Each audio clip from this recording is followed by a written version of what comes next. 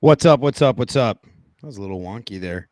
What's going on? Welcome to So I Was in This House.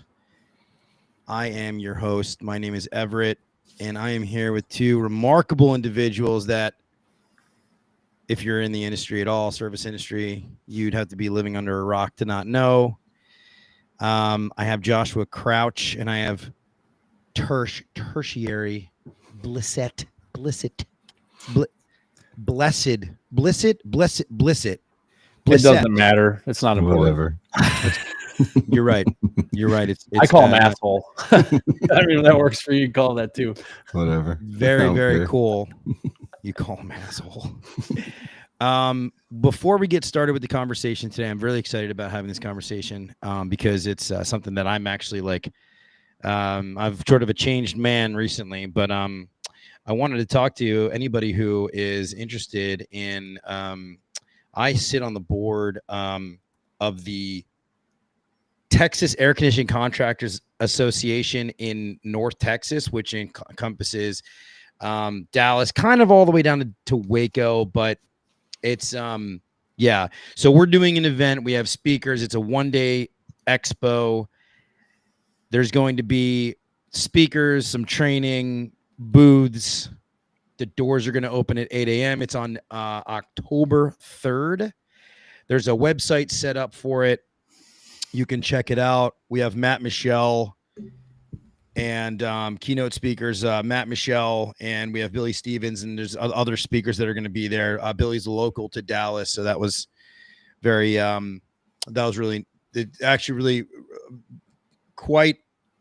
Whenever I listen to Billy speak in his story, it's just, he has an episode on this podcast too. So he's just interesting to talk to, being like a trades guy, but also just being he used to own a marine company where he literally cleaned the bottom of boats in Corpus Christi. Like this is a true story when he was younger. There's going to be breakouts. There's going to be economists there. Ben Stark's going to be there. Joe Cunningham's going to be there. Women in HVAC-R, they're hosting a Mimosa networking event there. And we have sponsors. One of the sponsors for that HVAC Trailblazer event in Dallas is also Cooper and Hunter, who is the podcast sponsor for me for So I Was in This House podcast, as well as the New York Yankees, who are the greatest baseball franchise to ever live. The Brewers are better this year, just I'm just saying. You might be right. Lemon seed Especially marketing is going to be there. Going down, man. You got nothing left now. We'll see what happens. Colleen Keyworth from Online Access is going to be there, which many of you know. Oh, she's all right. So if and there's going to be some podcasters there too. Hopefully, Josh and Tersh can make it, but I'm not really sure if they can. So, what's the date on that? Why don't you tell me the date of your event, and then I'll tell you. Ours is October 3rd through 5th. Yeah, so this is a one day. So if you're in Dallas and you happen to not be going to their event, then you would go October 3rd to the HVAC. Again, it's a local event. It's intended for just people in Dallas. Your event is actually in Savannah, Georgia, right? Correct. Yeah. Yes. So what the heck's going on with this event? Tell me, like, what kind of sparked it? How did it all happen? Like, I'm trying to figure out what the goal was here, or how it came together, or did people come to you and say, hey, you really should do an event here? Well, it kind of was that. And, we've been presenting in breakouts a lot over the past 8 months or so, a little bit more than that. And it's been AI and automation in the trades. And it's one of those things where after the event or after our presentation, we get a lot of people that come up and say, hey, we want to learn a lot more about this. And so we wanted to take advantage of the fact that I've been friends, Julie and I have been friends with Jesse and Emily since they came to Savannah, which are this is the president of the Savannah Bananas. And we thought it was just a natural fit for us to rent out a section of the Banana Stadium and make that part of an event where we can hang out and spend more than just 45 minutes talking about AI and automation in the trades. Yeah. And it kind of just came together. Yeah. And Julie's an event planner. Like, that's what she does. And so it was really natural fit for us to go in and do that. And so Tersh and I would not be able to execute something at this level without people like Julie, who can organize and plan 8 months before we even get involved. Exactly. Yeah. Yeah, those events. I mean, I always thought, like, hey, let's just get a hall. We'll get together. We'll do some stuff, and everything's good. And I'm like, that's what me and Julie do. Yeah, that's what me and Joshua do. We were like, yep, let's just hang out. Just tell us where we need to show up, and then we'll come. We probably need a ballroom of some sort.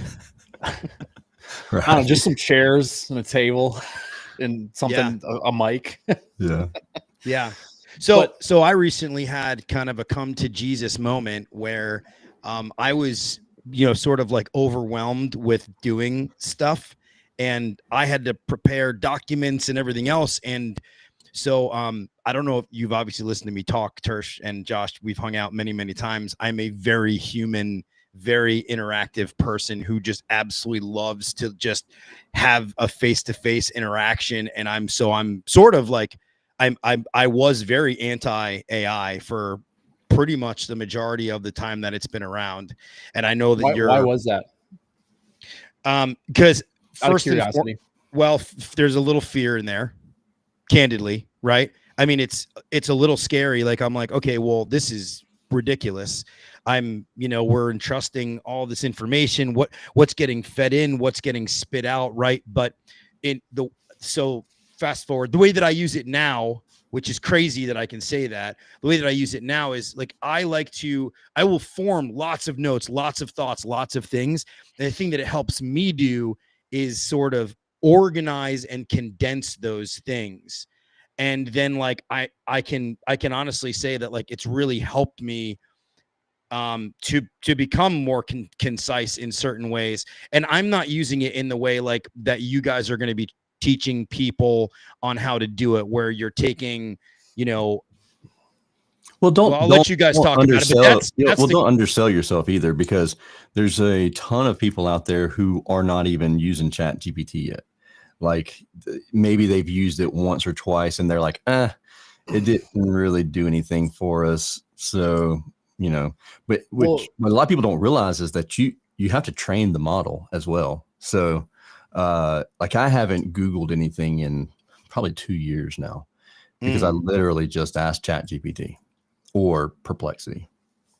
Well, it's interesting. So I actually shared this in a post earlier this week because I did a breakout this weekend. It was like 40 contractors that got in Vegas, this trade winds event where they host them like quarterly, and it was all about marketing. And the first guy he was all about talking about ChatGPT and giving tips and stuff like that. And, he starts out by, hey, raise your hand if you used ChatGPT in the last week. And I would say everyone out of the 40 or so people, except for maybe like 3 or 4, raised their hand. So I went next, and Tersh and I talk about this a lot, is now how many of you have heard of Zapier or a tool like Zapier, make.com, things like that. And only like 3 or 4 hands went up. And what Zapier does, and this is where what people really want to happen, is they want data to move from one place, do something, move to another place, do another thing. They want it to actually, just like we've automobiles, right? We have an assembly line. Now a lot of it's automated through different mechanical things. We want data and things to be automated. Customers' information comes in. We want them to automatically be in our CRM with their name, phone, email, because otherwise it's data entry.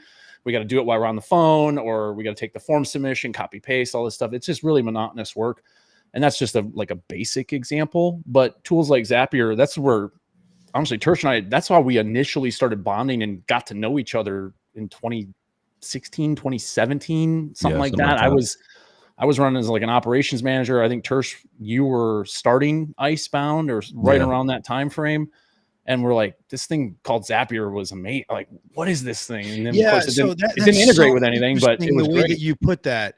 It's so, I love how you put that. Like I've never had anybody explain it like that. That's so right. Like you're just trying to get your data from here to here.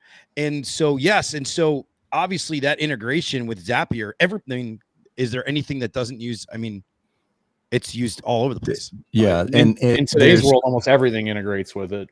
Absolutely. It's crazy. And if you can't Except do for it, Field Edge. If you're watching this, like, please fix your API. Like, for the love of God, please help us. That's a help definite pain point for us, for sure. You can use webhooks. If you know what, I'm gonna get them as a sponsor now. But like Field Edge, hey, you guys got to sponsor me. Yeah. It's one of those things where like even if it's not integrated into Zapier, there's probably still a way to connect things using webhooks. And we're not going to go into details with webhooks because it just gets confused. It makes the water muddy. But yeah, absolutely. Like Josh mentioned, it's a bridge. Think of it like a bridge between two softwares that connect. So it goes a lot deeper though. Okay. And so now that's the surface levels, like cool. ChatGPT is cool. I enjoy the aspect of condensing my words and then putting it together. Now here comes the other sort of stuff, right? It's like, okay, it's a slippery slope, right? This is my small worldview of like, here it comes. That job's lost. This job's lost. Oh, now in this and that and everything. And now it's like, oh, well, now the robots are taking over the world. And so, again, my small worldview is saying like, I don't want to use this. I want to stay superhuman. I want to have an interaction with a human being. I don't ever want to give that up to and I think it's been proven because listen, virtual sales in general, think about this for a second here. Virtual sales in general in our field, not in another field, in HVAC, plumbing, home services, largely is done. I'm not saying there aren't online tools. I'm not saying there aren't virtual tools. There are. Largely all of it's done in person. Yeah. Yeah. But how would you feel if you could listen to the conversation that you had and immediately, almost, let's say, nearly immediately, you can debrief your own, like go back, just like you're playing sports and you go back and you watch the play. Like and you have can an listen aha to, moment. Yeah. But instead of having to watch an hour of game tape, it puts it into 30-second instantly. And it's like, hey, this is where you dropped the ball. This is where you fumbled.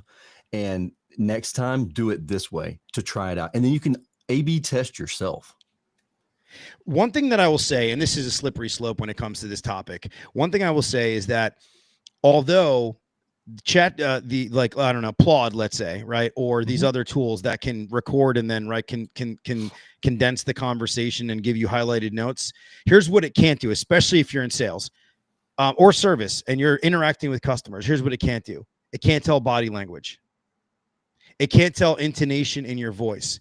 It can't tell when you're being a little bit coy or you're being a little bit more subjective or you're asking a question because you're trying to invoke a response. It'll never, and I don't think, I mean, until there's a true robot, right? It'll never get to that point. So yes, from a word standpoint, like tools like Rilla, these are great tools. But from understanding the dynamics of an emotional, intelligent conversation, it's virtually impossible. And so just keep that in mind. I'm not saying, listen, your guys, your techs, you should all be able to sum up those things in some sort of concise way. But I think we do need to keep that in mind. Yeah, and Tersh and I are big believers in having this stuff take the monotonous, the things that are maybe not your favorite things to do that really drive you crazy that you have to do every week. You know, email, things like invoicing, email. Maybe you don't like creating social media posts. Like, for instance, I was just playing around with something today because we already, all of our clients, this is on Relentless' side, but obviously through our stuff with Trade Automation Pros, it makes it a little easier for us to kind of figure this out. But we take job data, job notes, job summaries, turn them into Google Business Profile posts that are very relevant to people in that area. And then you can take that same thing, and we do this for our podcast too. We literally take one episode and can throw it in with some prompts and have 30 different pieces of content all over the place. And that's why and Tersh probably hears this the same as I do, is like literally every time they open their phone, they see us. And it's intent, right? Because one, no human has enough time to like you literally have to be on this thing 24/7. No, I'm in the boat, dude. You guys turned me on to it was actually Tersh that turned me on to Opus, and I use it for every single episode. It clips it for me. It's not perfect, right? It doesn't capture everything that I want to, but it does a good enough job where I can then go in and I can, start to take the ones that I want. I haven't gotten to the point where I automate the actual like blasts that go out there. Oh, I wouldn't. I wouldn't, because honestly, you need to have the human in the loop. You need to have, because the thing about it is the large language models, they update, it feels like every week now almost. So like you can have it rocking and rolling, and then the next thing you know, OpenAI decides to update to 4.7. Well, GPT-5 is coming out sometime in August. Yeah, exactly. And it's July 29th, so within a couple weeks. And go ahead, sorry. Well, you never know, and then it starts throwing in these stupid M dashes, and you can't get them out unless, like, every single time. It's like, all right, I've never seen so many M dashes. Like, of all the years writing and reading English, and all of a sudden M dashes are everywhere. I mean, it's a dead giveaway that ChatGPT wrote it, because like nobody uses M dashes, not in the same manner as what ChatGPT does, anyways. Hey, I just want to note that Jason Walker is in the chat. Jason Walker from HVAC Masters of the Hustle, the OG HVAC podcast, by the way. Got to give it up to the OG Jason Walker. And Jason, thank you for that. The podcast does look great. And this is actually, a testament. Tersh really, learned me a lot of stuff. I'm not nearly the production value that Service Business Mastery is, but so I was in this house. Dude. It's awesome. So Tersh the Podfather. The Podfather. Jason's episode is actually number 2 overall, I think, on all episodes that I've aired. Yeah, he's pretty cool. He had some cool stories. He's got some good stuff. Yeah. It's pretty funny. So that's been my journey. My journey is now I'm very much warmed up to it, because it has saved me time, and that's something that I can't get back. Yep. Right. You can make more money. You can make a lot of things. You cannot make more time. Yeah, absolutely. I mean, it's one of those things where like some people are like, I don't want to give access to my emails to ChatGPT or whatever platform it is to analyze the email and then, create a draft. It's not going to send the actual email response, but what it's going to do is just create a draft for you to read, go back and like proofread it before you send it. But those are the same people that I also find have, 1,400 unread emails in their inbox. So it's like, okay, So we're not going to read emails at all, and we're not going to acknowledge any emails. Evan would. Evan Hoffman. You would tap that, Evan. From the previous HVAC Success Secrets Revealed, but now it's called Let's Vent. Let's Vent. He just said, I'd tap that. Yeah. Which is kind of funny. We know. By the way, still waiting on that first episode, bro. Still waiting on that one to drop, homie. What is the main? I'm going to ask this question. What is the main resistance? Like I spoke of my like fears of it, but what's the main resistance to all the AI? And can you do me a favor and sort of like compartmentalize the different types? Like if you had to put 3 main categories of what AI is now doing in a service business, what would those things be? Do you want to go, Tersh, or you want me to start? Honestly, for me, I'll take one of them, and that is improving the coaching in for different positions, consistency.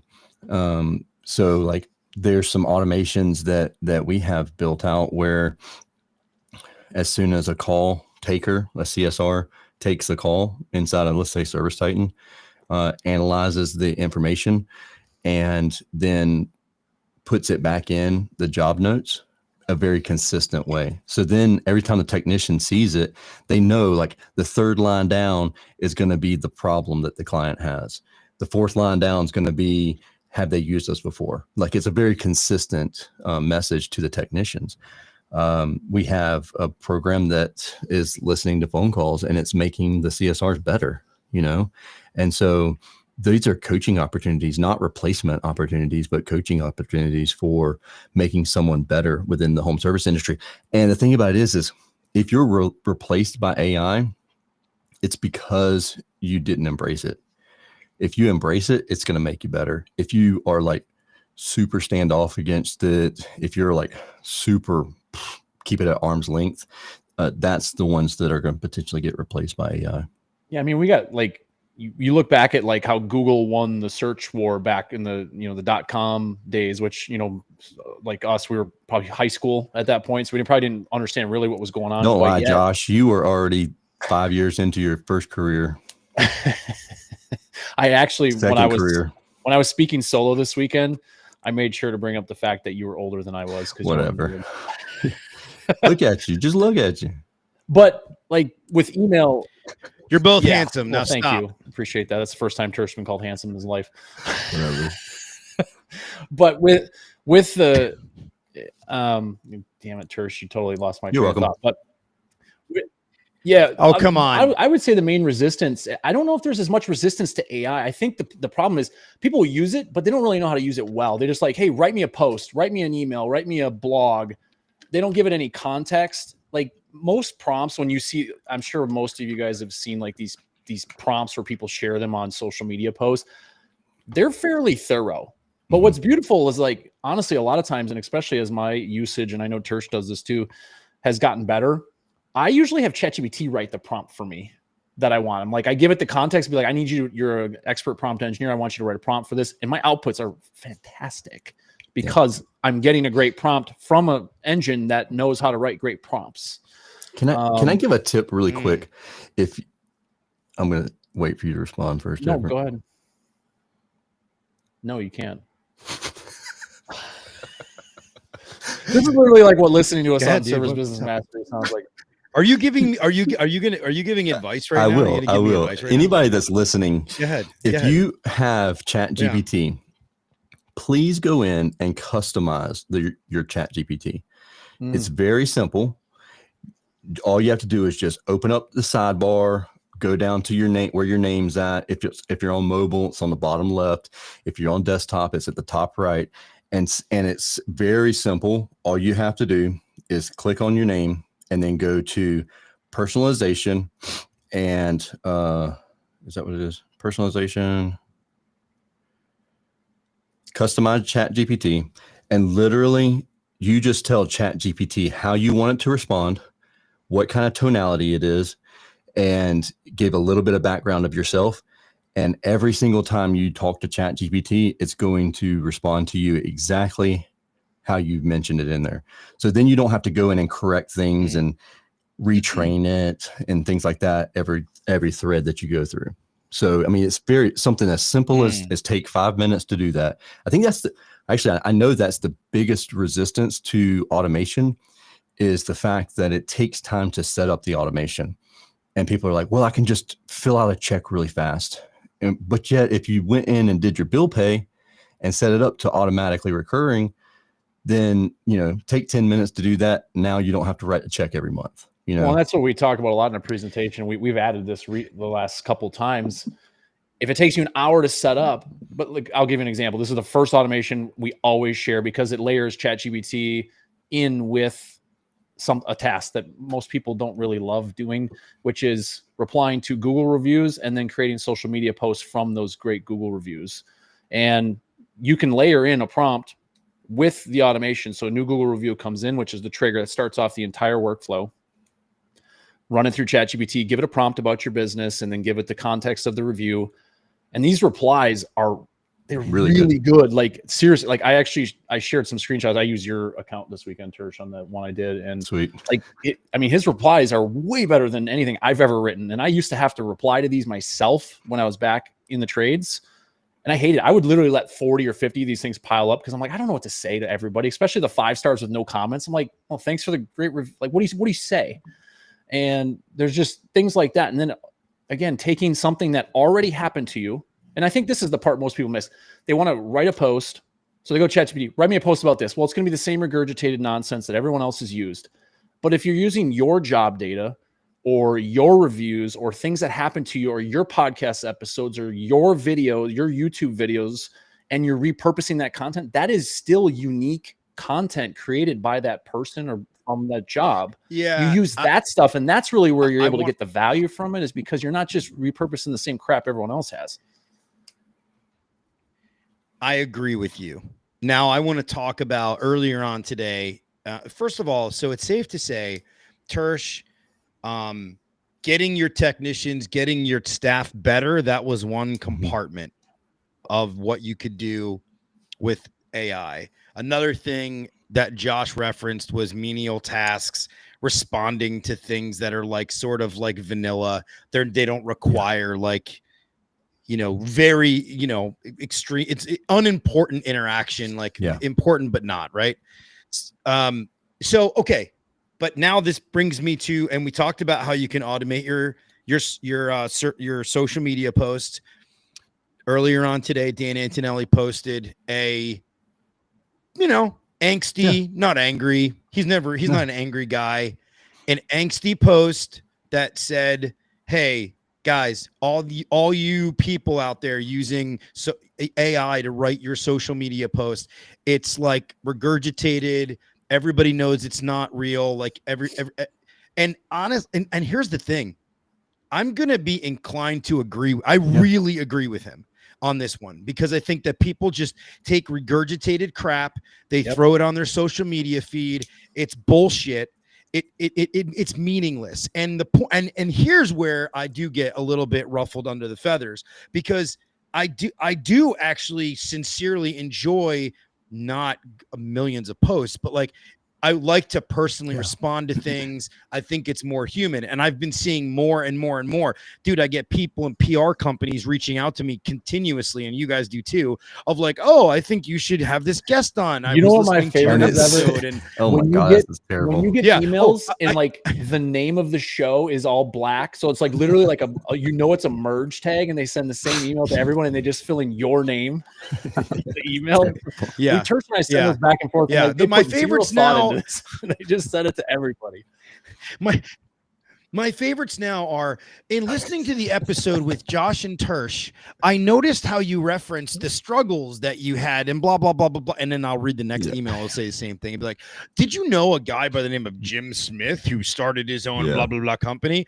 And all I do now is I just respond with, I literally just go, I have a copy and paste. And I'm like, hey, listen, mine's more storytelling, but But if you want, and I'm like basically shoo him out the door. I'm like, if you want, you can. Here's the easiest way to stop those emails here's the door. Simple. It's like, oh, we'd love to have them on the show. It's $2,500 per episode.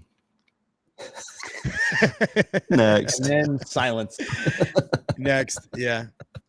Billy Dorkline. By the way, Billy was a podcast guest a couple of weeks ago, which he had a fantastic episode. Billy, your episode's done really well, actually. A lot of people have streamed the live stream, and I haven't even dropped the audio yet, so it should do really well. So I appreciate you, dude. Nothing matters on social media if it either doesn't give value in some way or is a relational and not transactional. No one cares otherwise. And you can sniff out the sales. But like, I don't want it to get to a point. You can sniff out the sales. Like it's when people are making sales posts. It's so disingenuous, though. And this is what I'm saying. And I get it. Like, you're putting flavor and you're putting flair into your stuff that you're like automating, and that's all well and good. But when it gets to a point where every single post, and now I'm like scrolling through mindlessly sometimes, like late at night, I'm trying to go sleep. Like, oh, let me see what's on here. And you go to the freaking reels, and literally you're like, oh yeah, is this real?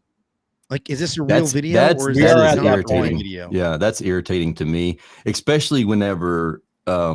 So like my kids, they'll send me things, and they're like, is this real or not? And the fact that they have to ask me if it's real or not really pisses me off, because it could be something that's very outlandish and completely false advertising and everything else. And I mean, who's to say that it's true or not true? Because like, it's fake AI generated content. And those are the type things that I really it really irritates the snot out of me. Josh is one of the guys who have value posts figured out. Yeah, dude. When I'm not pissed. Well, also, I will say most of your posts are contemporaneous. You are pissing people off. Most of your posts are contemporaneous. We've taken things offline, which we won't discuss right now, but of the way you feel about certain things. And dude, here's what I'll say. I'll say that you've got the platform and you still keep very civil. So that's very cool that you respect everybody's opinions, you respect everything. And then when you make a post, it's like, oh, wow, this is really neat. Listen to what he's saying right here. He's saying it, but he's not saying it. Yeah, I think there's a way to have an authentic voice. I mean, the thing is, like, people want to see, just like what you guys are talking about. We don't know what is authentic and what is not anymore. So your authentic thoughts, the things that you like, the things that are real are what people want to see. Like, if you're always winning and you're never losing, you never have a bad day and you never have shit happen to you, people are like, okay, yeah, your life's great. We get it. Okay. Like, cool. You got the life, you're right. You're a liar because everyone else has got shit going on that it doesn't matter. Like, this is roller coaster. Like, that's life. It's business. Absolutely. And so having some authenticity and I think the biggest change for me over the last year is I literally actually spend some time to think and process things. Like, a lot of times stuff happens and it's just like, you don't even think about it. You're like, oh, I got to post on social. So you throw something together real quick, but like, you actually think through, like, what happened? How did you feel about it? Like, you actually really process it versus just, well, someone else, all these other marketers are posting, I got to post, like, cause that's what people do. It's like I don't know what you'd call that, but like, social media is such somebody else did it, I got to do it. Right. I've seen people like, if I change my post strategy, all of a sudden other people are doing the same type of style of posts, and then people send them to me and they're like, yeah, well, okay, I got to change what I'm doing because now they're doing the same exact thing I am. And you got to it's just a constantly evolving game. But there's real stuff happening in your business. There's real lessons that you are going through with your team or your vendors or whatever.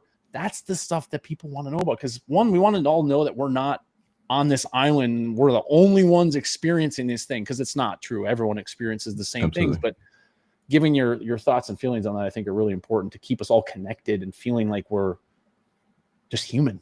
Yeah, we make absolutely. Mistakes. Can I add the third one? Okay, go ahead, Everett. Okay, yeah. So no. Let's. We're gonna come back to it in 2 seconds here, guys. I have to.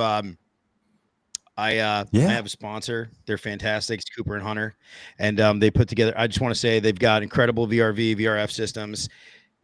Great company.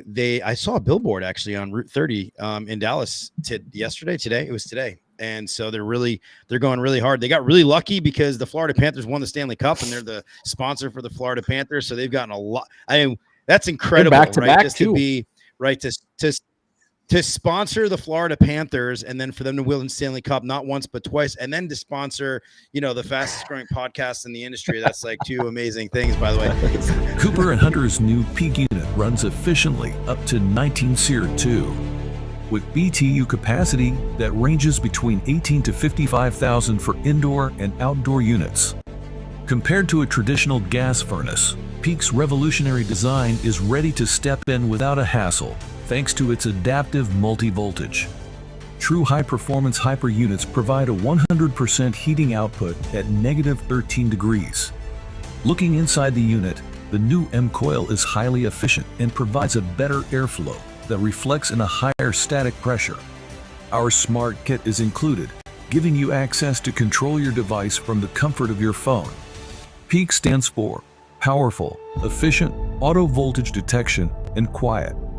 To learn more, visit our website or talk to your local distributor. Cooper and Hunter, addicted to comfort. Cool. So we had put together 3 compartments of what you could do with AI in your business, in your service business.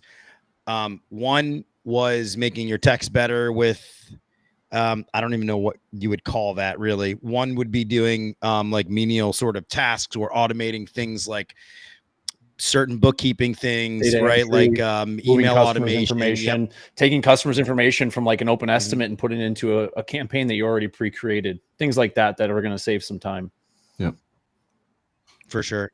And then the third one Analysis. is what, Tersh? It does a great job at analyzing numbers and data in general. Literally, whether you throw it in, like obviously for me, just to be safe, rather be safe than sorry when it comes to the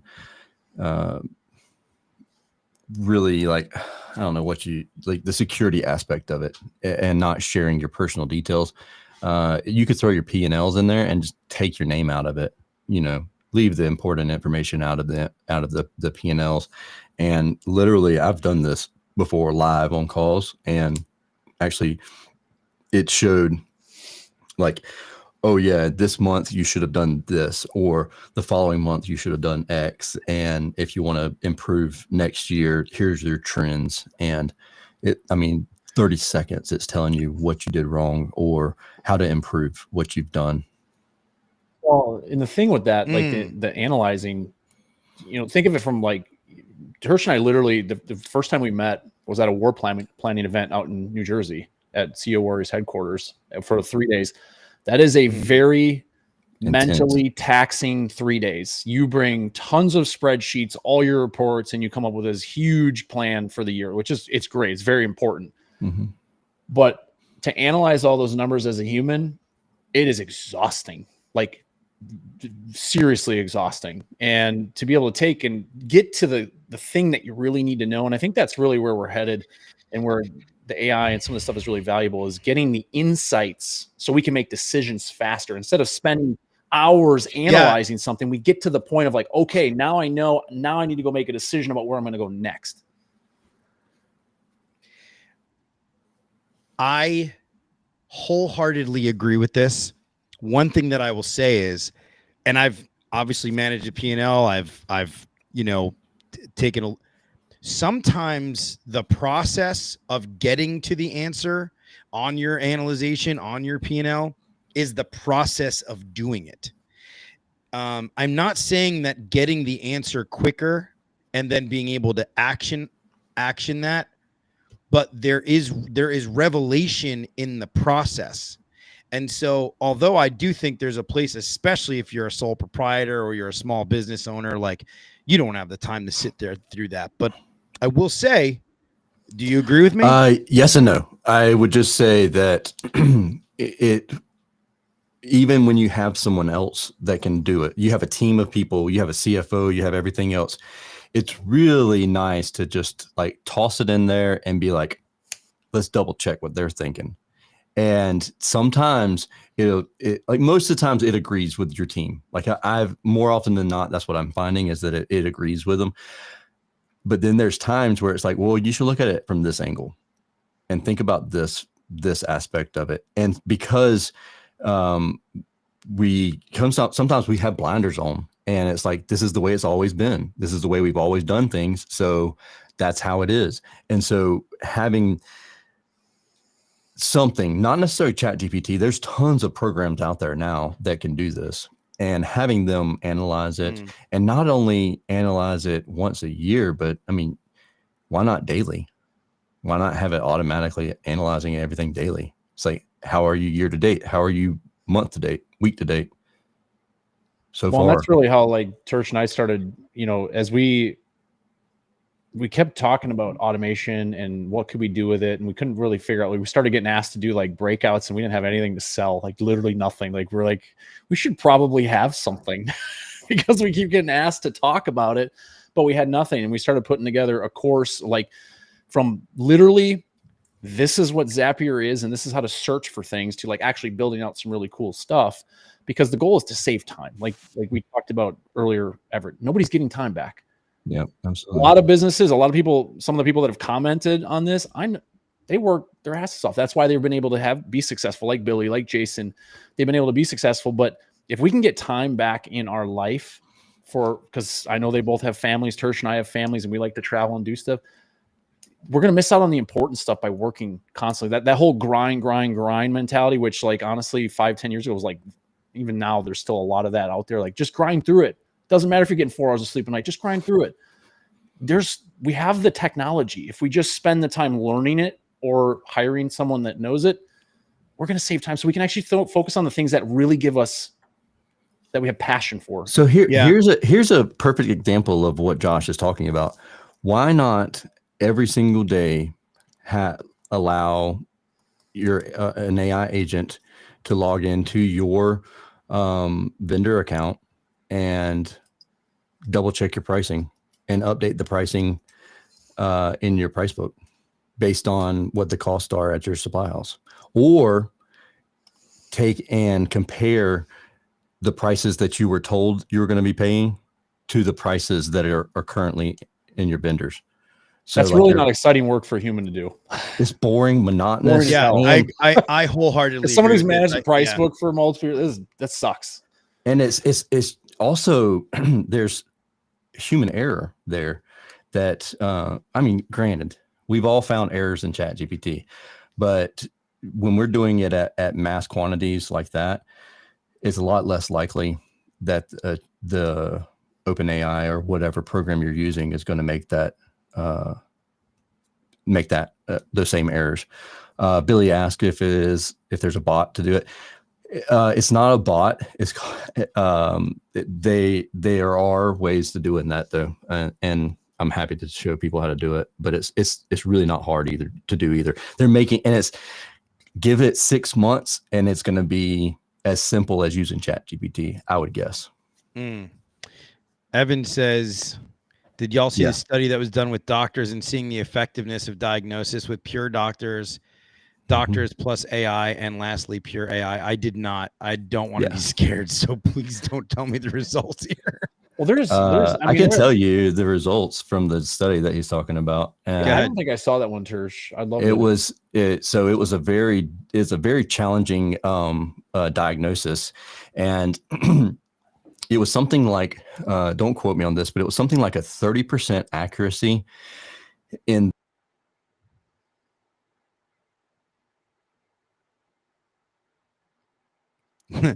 Uh-oh. Everett, why is it every time I get on a damn podcast with you, somebody freezes? Literally freezes. The last time I was on with you, your power went out. Yeah, I remember that. You took over. Talking to myself. I published that podcast too, and it's out there. So you have a quarter of that podcast. So once me.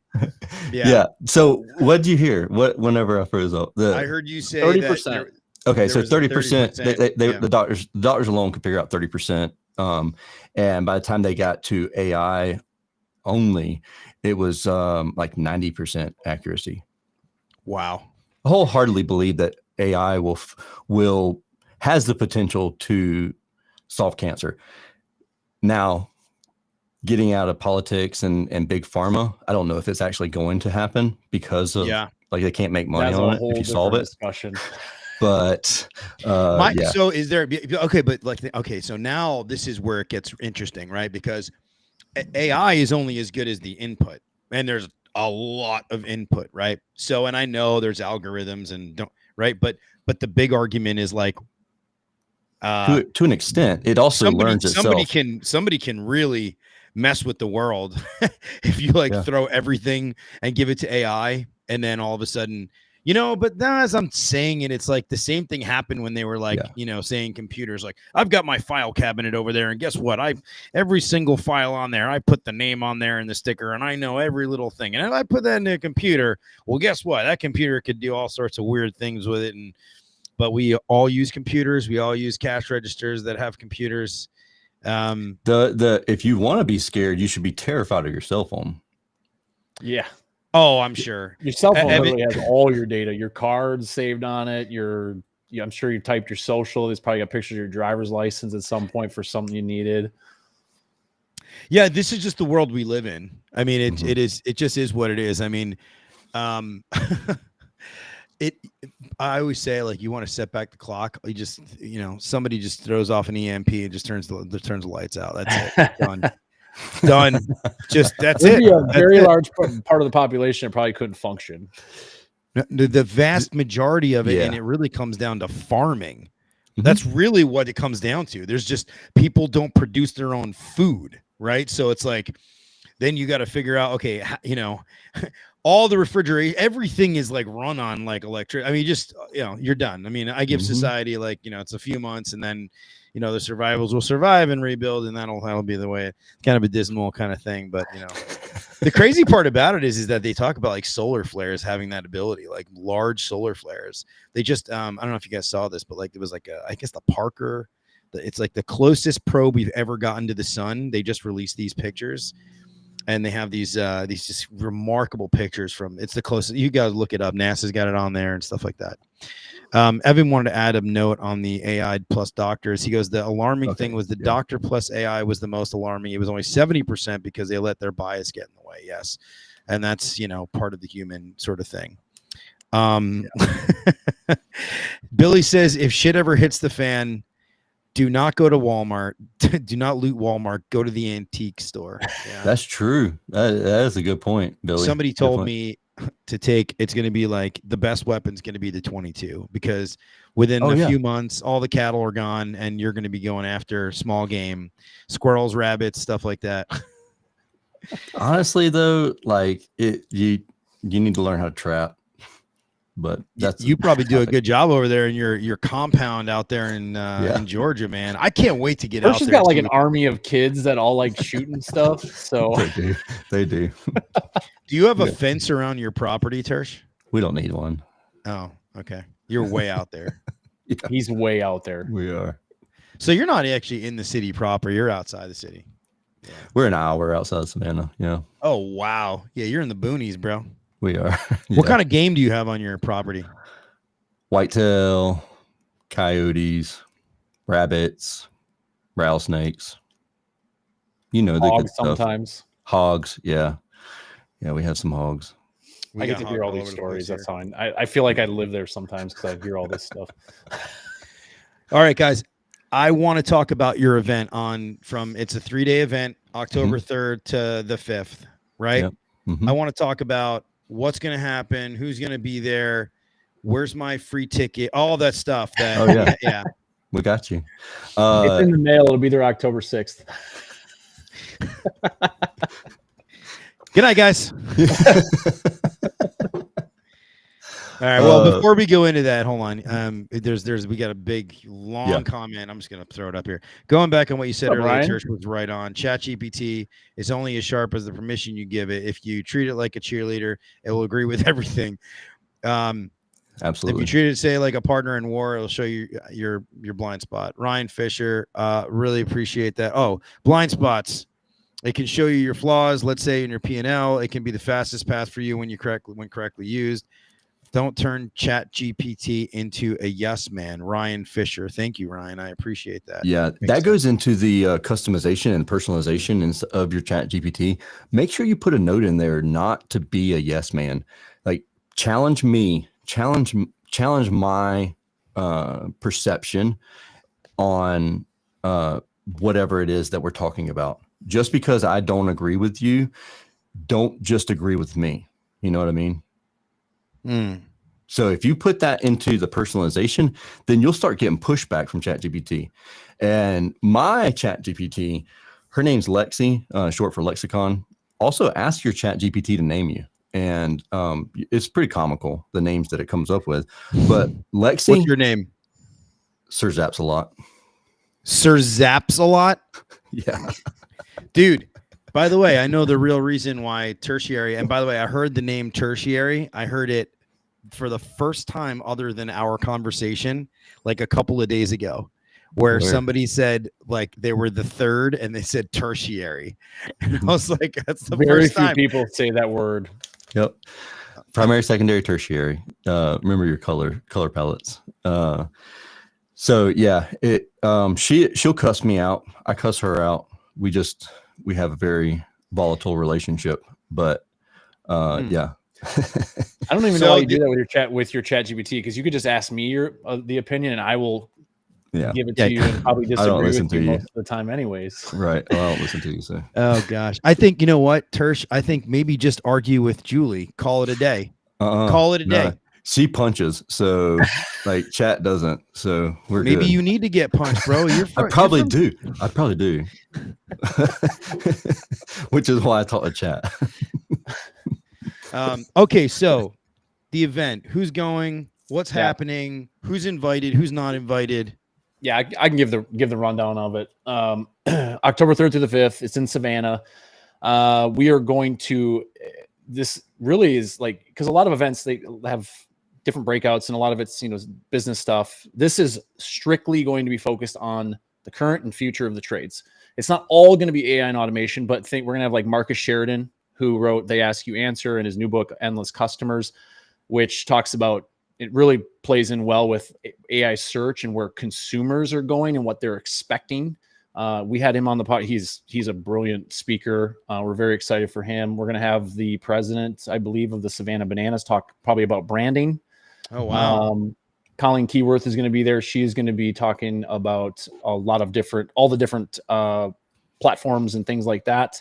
We are also going to have Zach Garside, who is a phenomenal speaker. He's the president of Prolific Brand Designs, and he is really, really great at storytelling emails. And he's going to talk about automating, nurturing your customer database through email. And then Tersh and I are going to be doing an implementation workshop on the second day in the morning. So we're really going to get to the nitty gritty, find some use cases and examples that the crowd wants, and we're going to build them live and talk about what are the next steps for people that want to build those things. Oh, that's cool. So you're going to do some like live, like just do it. Yep. We're going to do, so we'll have some workshopping, and then of course we'll have educational things. And then the highlight is going to be I think that's is that the Friday night or Saturday night, Tersh? The Saturday night, the Savannah Bananas game. We have the VIP section, which is about 150 tickets all to ourselves for networking and just getting a new experience. I mean, it's really hard to get Savannah Banana tickets these days. They have done some phenomenal stuff. They're selling out 80,000 seat football stadiums for baseball games. Like, and so when it comes to like branding and customer experience, just being around that, I think is great, because you're going to get a different perspective on how you can improve your business's customer experience. It's exciting, dude. This looks like a top-notch event, man. I mean, it looks pretty amazing. I'm excited. I really hope I can attend. Yeah. We actually got a new sponsor today who they actually have, it's a really cool program. I don't want to spill the beans yet because I don't know what level they are, but I'm 90% sure they're going to be speaking at the event as well. And it's automating employee, how do you say that? Relationships, reward systems for employees. Are you familiar with that concept? To help build culture. Are you talking about? No, I don't. Maybe I don't know what you're referring to. So it's basically a reward system for technicians. So whenever they get a review, they get so many dollars, and they get rewarded. I've demoed these things before. Super cool, and it's almost like gamified. Like there's a company called Gamify actually that does this. Yeah. So really? Yeah. So help breed competition, and then of course reward employees for going to do the things that you want them to do. But it's automating the process instead of having to like manually put it on a sheet or write it down or track it, or at the end of the month go through and like, okay, let me look at all the reviews and see what they did. So it's really cool. It's hands off. Everything's in there. All the prizes are handled in there. Then and all the guys can look at the leaderboard as they lead, like as they leave calls and stuff like that. It's actually really cool. Yeah, it is. I do really like the concept of that. I'm big into, I'm big into reward systems in general, right? Just treat your guys good. Let them, treat your guys, treat your gals good. I do disagree though with the greatest part of this whole thing is going to be, I don't know, Savannah Banana. I think the greatest part of this whole thing is really going to be just, I don't know, I'm gonna jump in your pool and stuff like that and hang out at your ranch. I think that's what's gonna shoot some stuff. I'm just kidding. I don't know. It's got to be something off the clock. That's gonna be my favorite thing. Yeah. Honestly, I think being in a room of 150 people focused on where the industry is going and getting insights from people who really high level people and having those types of conversations, that's priceless. I mean, we are literally talking. This stuff's not going away. So like whether you decide you don't want to use it or not, it's not going anywhere. So other people are going to leverage it, and the people that want to leverage the technology and learn how to use it more effectively. Because like we had a text message conversation with someone today, and they're like, I use it. It's kind of like here and there, and I don't really like know how to really organize different things and create SOPs and job description, all these different things that can really speak. Like it takes me less than 5 minutes to write a job description for a brand new position for our company. Tersh can write an SOP in about 30 seconds. Yep. And this is part of the SOP all the way through because we have things that allow us to do that. So the things that really suck doing, like sitting down and writing an SOP, like who wants to do that? I mean, there's probably someone out there that I don't want to offend you. There's probably someone out there that likes doing that. Most people do not. They know they need them because Al Levy said so, but that is pretty much it. And they're like, okay, I just want to have it done and put it in a binder and probably never look at it again. But you can update these things as you grow, as the company changes, and you can update them very quickly. So you can get back to doing the things that you love doing, hopefully revenue producing activities or sales or taking care of your customers, reaching out to your customers, things that really matter are going to community events. You can spend more human time doing human things. I think we really hit that home with this episode. I think you're totally right. Like and even my mind's like, you definitely free up time to do other things, to focus on other things, to focus on the relationship, the things that you love, the things you're passionate about, right? Because it's just another tool. We all do work that we hate, and why? If we can automate it, we haven't even talked. Like we don't probably have time to talk about this, but Tersh and I, we delegate a lot of things to virtual assistants or executive assistants or offshore team members too. And there's a whole, like, we're going to talk about that too, of like how to decide what can be automated versus what should be delegated, because we have great people. Like a lot of our social media stuff, my personal stuff I create, but most of the stuff is created by our team. And whether it's Relentless or Service Business Master, we don't personally make most of that stuff. And it keeps us in front of people all the time, and they do a great job. But you just got to find, like, certain things you want to automate, certain things cannot be automated and still have to human do it. But just hire a human that actually likes doing those things instead of someone like Tersh. Tersh hates posting on social media. He just doesn't like doing it. And that's okay. I don't mind doing it. I don't mind engaging with groups. And so I do that. But you just got to find what everyone really likes and then focus on the things and remove the things that you don't. Guys, I put the registration link at the bottom here. It's tapintothefuture.ai, and it's on October 3rd to October 5th. I will say real quick, Everett, July 31st is the end of early bird pricing for people. So if you are thinking of coming, absolutely, I would act in the next couple of days because the price is going to go up. So it's not a fake going up either. It's going to go up. Brian Bohannon says, "Rest in peace, Hulk Hogan." I think he's posting this in response So about 8 years ago, I posted a backyard little video. And by the way, it's not public. It's a private video, but like my friends, just my friends, not my friends, just my friends can see it. And I had I Am a Real American playing in the background, right? Like blasting in a backyard. I'm like, at that point in time, I'm just shredded. Like, and I did a whole Hulk like ripped the shirt thing, the yellow shirt thing, yeah.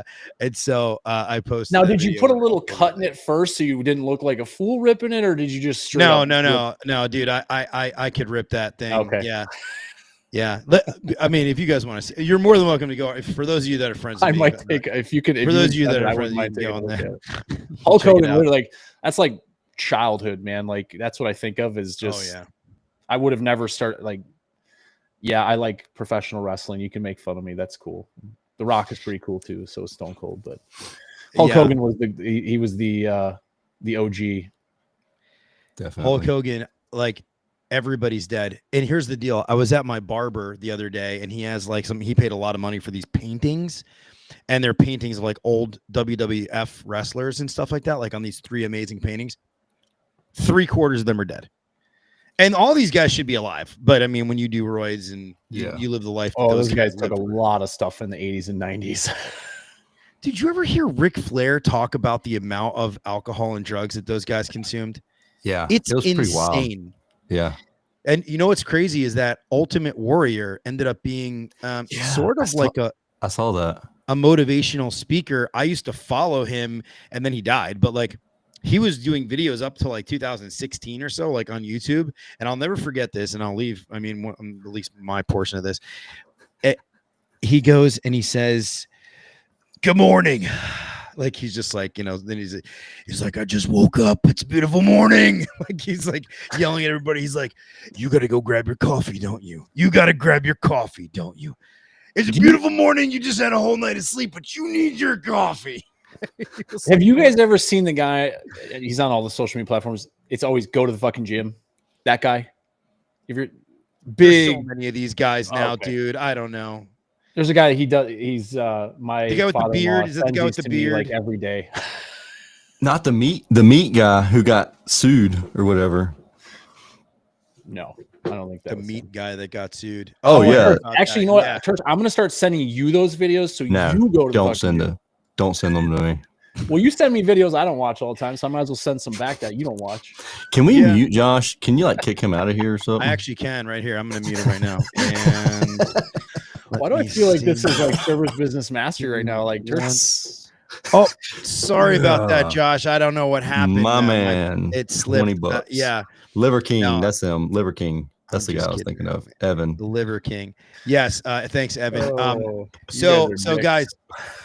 Last words, plug what you want. I know you got your event price. It's a 10-3 to 10-5 pricing. The better pricing ends July 31st. Yeah. What else?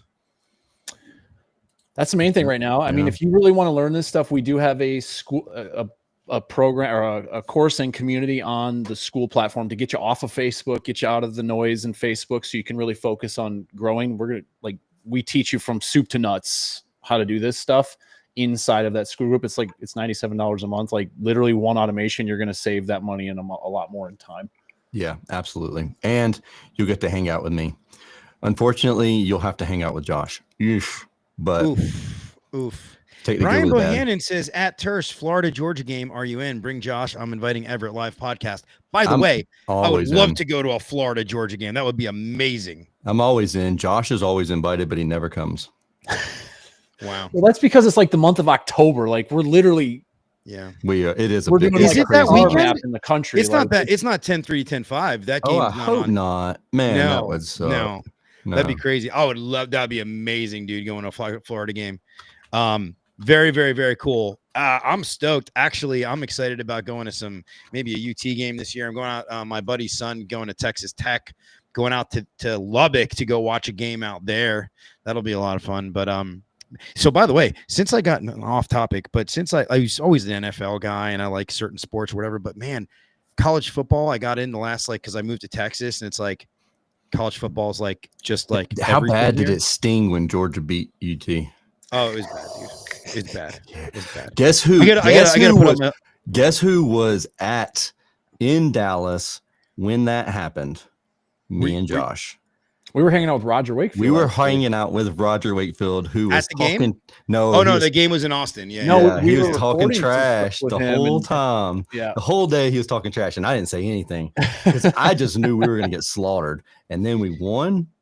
Oh man, it was Brian. amazing. You're talking a lot about going to Florida, Georgia, bro. But I mean, you're a UT guy, bro. And you know I'm a big Longhorn man. I love. He wears his Longhorn jersey every time when he's at the Florida Georgia game. Dude, he's an alumni, man. He's he's legit. He's hardcore. You know, back then it wasn't as hard to get into, though. You know, it's true though. We love you, Brian. Yeah, Brian. We love you. Awesome, dude, guys. I love you guys. Awesome. Thank you for coming on. I hope everybody comes to your event. Hanging out with us, dude. Yep, very, very cool. Guys, I'll see you next time. I got a whole bunch of amazing guests coming on, and again, I just want to real quick, the HVAC Trailblazer event, it overlaps with your event. But if you're in Dallas and you happen to not be in Savannah, Georgia, it's hosted by North Texas TACP. And for those that are just like local people, it's going to be a really cool event. Actually, you can hop on a flight at DFW. There's like 6 legs a day that go out to either Atlanta or Savannah, and you can actually attend both events, which actually probably what I'm going to end up doing. I'm probably going to go, yeah. Brian said New Jersey Community College moving to SEC. By the way, no, I went to Montclair State University, which is not a community college in Jersey. So, all right, guys, awesome. I will check you guys next time. Goodbye.